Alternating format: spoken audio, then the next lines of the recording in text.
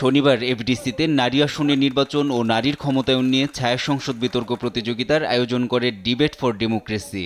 সংগঠনটির চেয়ারম্যান হাসান আহমেদ চৌধুরী কিরণের সভাপতিত্বে অনুষ্ঠানে প্রধান অতিথি ছিলেন সাবেক তত্ত্বাবধায়ক সরকারের উপদেষ্টা রাশেদা কে চৌধুরী।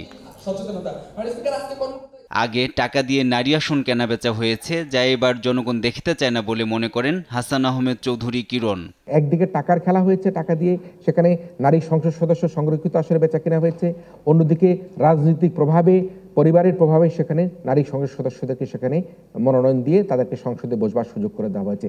এই ধরনের সুযোগের মধ্যে দিয়ে আমরা মনে করি জাতীয় সংসদ তাদের সক্ষমতা হারাবার ক্ষেত্রে বড় একটা উদাহরণ তারা তৈরি করেছিল।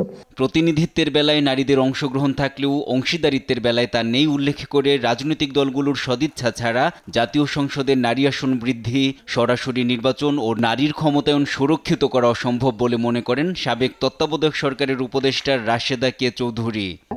কিভাবে আসতে পারে সেটা কি আমরা সংরক্ষিত আসনে নারী দিয়ে দিলেই নারী সংসদ সদস্য অথবা সরাসরি নির্বাচনে নারী সংসদ সদস্য, সেই জায়গাটাতে আমরা কতটুকু অ্যাচিভ করতে পারবো সেটাও আমাদের বিবেচনা করে দেয়। তো ওই যে বললাম, আগের সংস্কৃতি, রাজনৈতিক সংস্কৃতি, আসলে রাজনৈতিক দল সংস্কারের জন্য কোনো কমিশন কেন করা হলো না সেই প্রশ্নটাও উঠে এসছে মাঝে মধ্যে, যে দলগুলোর মধ্যে তো কোনো সংস্কারের নাই।